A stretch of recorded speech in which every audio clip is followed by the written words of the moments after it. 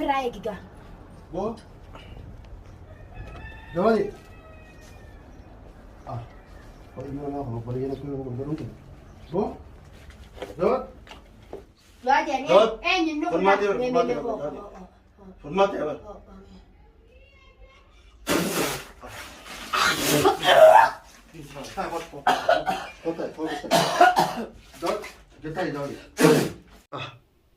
Yaa ilma namaa akkana wal gootanii, yaa Oromoo akkana wal gootanii, yaa Oromoo biyya namaa jettanii waan kana ofirraa dhiisaa. Yaa Oromoo wal dhamaasuu ofirraa dhiisaa. Assalaamu alaikum warahmatullahi wabarakatuh. Daawwattoota hordoftoota keenya salaamtaan teenya ta'uu inni irra kaatu. Bakkuma isin jirtanitti isin haa geessochaa. Yaa warra waan gaddaa waan ajaa'ibaa. Waa'ee Jawaadiitiin isin dhufee Jawaadiin obboleeyyan waa'ee jiruu irraa galchuuf deemanii namni akka Jawaadii san jechuun hin jiru miskiinanii garuu jechuun obboleettiin mustaqimaan baanamtuun duuba hogguu jechuun mustaqimaan obboleettiin jechuun Jawaadiittuun hin fuudhiniif takkaawwata nuti feenu fuuta jechuudhaaf akkas godhuun kuni waan ta'u miti yaa daawwattoota keenya jechuun waan ajaa'ibaa keessadha. Ammaan miila kanaan mana isaarra gad dhufee maaliif ijoollee sanii jechuun furmaatiin achitti hin dhiyeessini manuma kee haa teessu yoo gartee ijoolleen san gartee musariyaa sanfaan dhufanii jechuun mustaqimaa sanfaan dhufanii musariyaa maalii miti tuni intala jibbamtu intala jechuun rabbiin jibbee namni illee jibbee mukaakitaan jibbe intala akkasii nagarreen intala fokkottu jechuun intalti san jechuun akkasitti Jawaadii kanatti waa gootee obboleessa kana waa gootee ooluu jechuun biyyaati jecha takka akkamitti waan nuti jenne hin fuudhin jecha isin mucaan tokkoon janii fokkotaan jechuun harka hame jechuun obboleessi Jawaadii san awwaasan obboleeyyan Jawaadiitti miti obboleeyyan Jawaadii illee silaa himachuu baatanii bareeda arrechuun akkana godhanii Jawaadii jechuun akka namni hin goone godhanii siirii akkasii namnummaan nama godhuu hin jiru siirii jechuun an addunyaa irratti jechuun hangaan jechuun biyya namaa kana keessa jiru namatti illee namni siirii ittuma goggor jiranii jechuun ittuma goggor jiranii nama hunda bira dheeneetuma laalu jira kashee kana dheenee jechuun gololchaa maarree akka gololchaa sanitti itti godhaniiti siiriin isa godhan takka gololchaa sani gololchaa akkasitti gaara baafteeti siiriin gartee gololcha godhan san gaara baaftee gaara dhakaa guuree jechuun fira guuree wardaan dhawa balloon dhawa kana maarreen hin godha akkas jeeti siirii akkasiiti Jawaadii goote intalli sun obboleessa garaa tokko hojibaan namni akkamitti jechuun siirii akkasitti hojjetama. Akkamitti siirii akkasii itti hojjetama.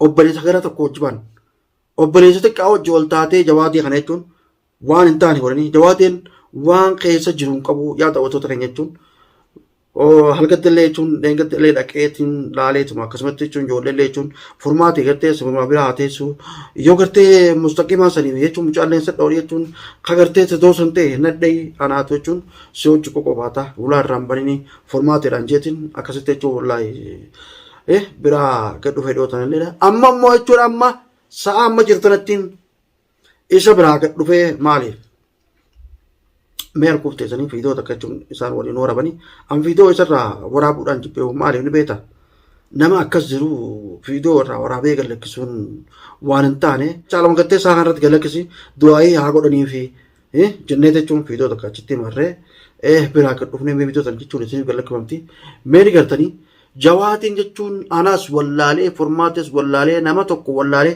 nyaata gatteessa nyaachifannee jechuun formaateen mana siirraa fitteef akkuma biraa gabbaatatti jechuun olloonuu hulaatti qolloftee ijoolleen gaa mana formaata jirti akkasii gaa biraa gabbaatee eegas laaqana gootee olloonuu laaqana ishee geessu deemtuuf mee balloo koo laaqana kana jechuun nooji geessi laaqana kana jechuun hojii nyaachuuf naa yaa balloo mee hoosii beeka jettee jechuun telefoonaa sana dhoottee hojii dheeyne jechuun qoonqoo san keenyaaf jennee hulaa irraa bannee hogguu seennee jechuun mee Jawaadii jennee dubbinu Jawaadiin waan takka keessaa baheeti maraataa callaa nama akkas jechuun waan ta'e nagarree olloon siiriin tun jechuun siiriin tajaajibaati olloon guyyama lamaa fi kanatti guyyama takka jijjiirte jechuun nama biraas deemti mucaa wallaahi suuraa irraa deemteeti Jawaadiin nama fakkaatu yaa daawwattoota keenya jechuun du'aayii godhaa fi an amma fiidoo tanallee wanni waraabu jiruuf mee du'aayii godhaa fi Jawaadiin jechuun akka gartee keessa hiruu hin qabu akka malee keessa hira akkasitti mee biraa gabbee sheekaa gartee bayaan kaa gartee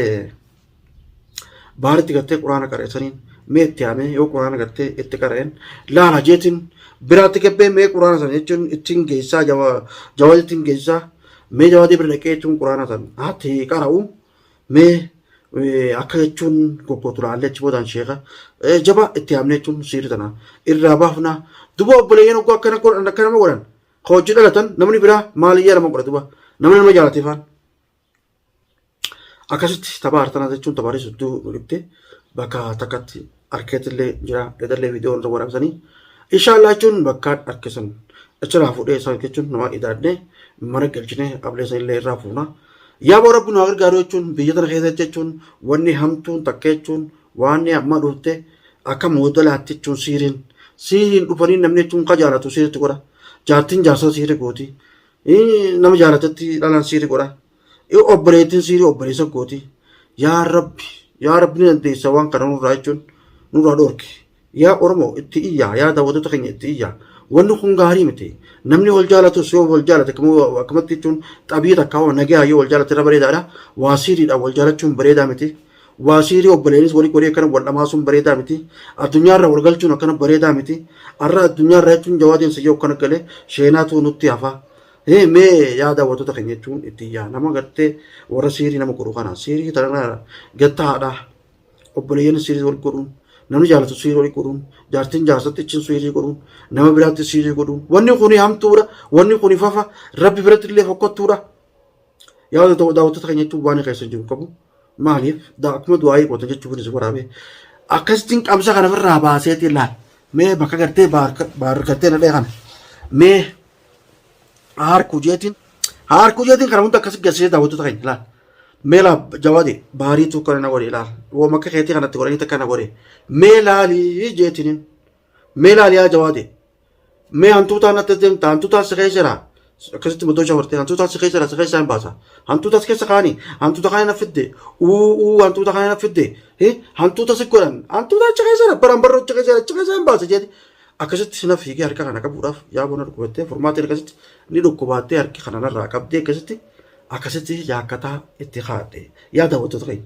namni jechuun duraan shaaxirra isarraan jiru namni nama ajaa'iba nama miskiina nama tuqne nama gorsu kana ture arrabatanii obboleeyyan akkana godhanii shiish godhanii isa jechuun akkana dhamaasanii akkasi jawaadii irra na beekutu deeti dhugumaan na bochisa jawaadiin irra ani takkaa jechuun waan godhamtanaaf illee jechuun takkaan boonye isaa fi gololchaan na bochisa gololchaaf inni dhugumaan na bochisan daawwattoota keenya yaa bota gololchaa sanillee mucaa kana hammaateetu waa'ee godhaa fi sheekallee itti yaamna rabbummaan jechuun waan kana irraa hafuudhu yaa rabbi ati ni dandeessa yaa haaliqa ni dandeessa mucaa kan gartee jawaadii kan fayyisi ilmaan isaatti jaarti isaati biran jirtu akkasi biraa kotte jaarti isaa muturaa akkasitti ijoolleen obboleeyyan isaatti jalaa qochifte jechuun furmaatee tananiin fuudhee jechuudhaaf wal jaalatanii jechuun fuudhuudhaaf deema furmaateen tunis nama gaariidha nama obboleeyyan ijoollee isaa tanallee jechuun sirritti qabee jechuun sirritti hojii guddisu jara keenya tubatanii irra akkamiin furmaatee fuuta akkamiin nama hin taane fuuta akkamitti nama intala ilmaan shan qabu fuutaa jeniiti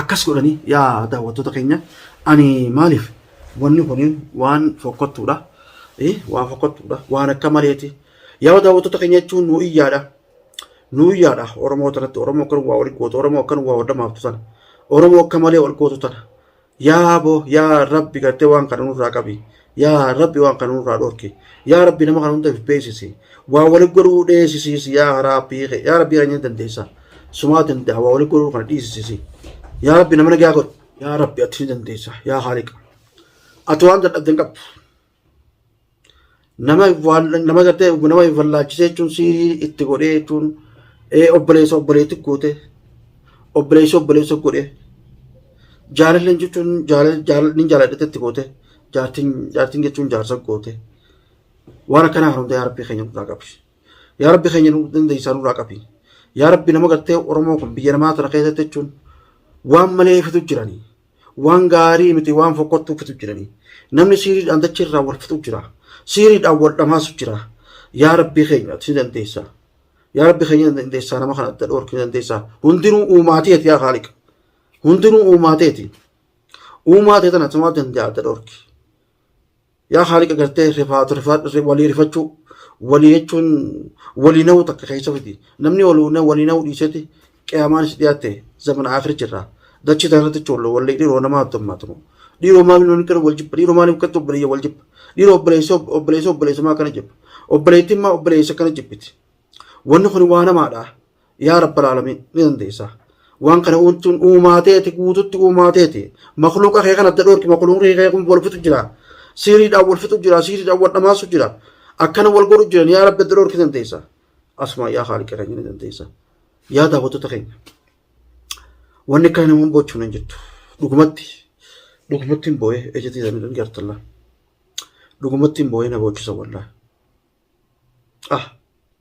Yaa ilma namaa akkana wal gootanii, yaa Oromoo akkana wal gootanii, yaa Oromoo biyya namaa jirtanii waan kana ofirraa dhiisaa. Yaa Oromoo wal dhamaasuu ofirraa dhiisaa. Wal akkana godhuu dhiisaa. Yoo wal jaalattan nagaan jechuun wal jaaladhaa, ni kaa wal godhadhaa. Karee agartee akka rabbiin fedhutti wal fuudha. Wal dhamaasina. Jaartiin jaarsan dhamaasin. Obboleessan dhamaasin. Obboleettiin dhamaasin. Yaa haaliqa waan kana agartee adda dhoorki. Uumaatee itti adda dhoorki asitti hime yaa rabbii keenya. Yaa rabbii keenya adda dhoorki. Mee isa kanaafillee du'aa godha jechuun jawaadeen kun haala jechuun jiru keessan jiru.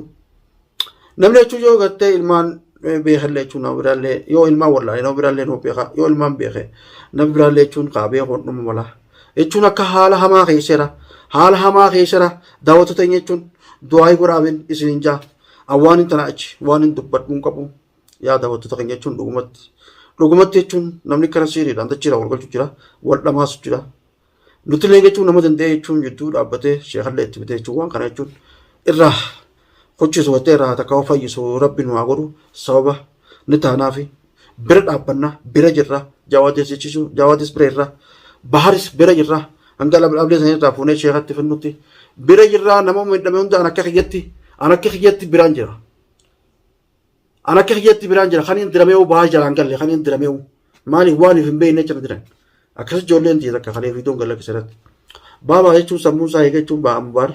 Ijoollee deebite jechuun ijoollee deebite jirti hin beeku. Siduruu baatullee hin beeku. Mee ba'amu baara irra daa'ini rabbi haa fayyisu. Inni sheeka gartee gololchaa itti fiddisan gartee itti fidii waan namni itti godhe kana irraa baasinaan jedheeti. Hedduu tokko ijoollee tiisa hunda gochuutte fiidoo san harkitan jeetii yaada. Asumaan daawwattoota keenya jechuun du'aa godhaa fi nama kana hundaa fi namni kun rabbii naa qabbaneessu riskii sana jechuun takka walitti hin qabanii riskii rabbii addaan namaa kannaa riskii takka walitti hin eeggatanii ooruu jechaaf akkana wal godhuun biyyarraa waa'anii biyya namaa keessarraa waa ooruu saniin jiraachuutti hin jiru yaa daawwattoota keenya jechuun du'aa godhaa meeshaan jaa asumaan fiidoo isheetti hin dhageessu. Assalaamu alaikum warahmatullahi wabarakatuh.